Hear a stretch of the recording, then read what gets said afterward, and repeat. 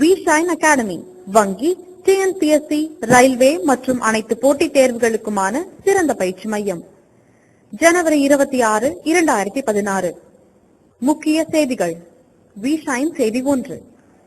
குடியரசு தின விழா. டாக்டர் அம்பேத்கர் உள்ளிட்ட முக்கிய பிரமுகர்களுக்கு மரியாதை செலுத்தினார் பிரதமர். V-Shine செய்தி 2. இந்திய குடியரசு தின அணிவகுப்பில் கலந்து கொண்ட முதல் வெளிநாட்டு படை என்ற பெருமையை பிரான்ஸ் பெறுகிறது. V-Shine செய்தி 3.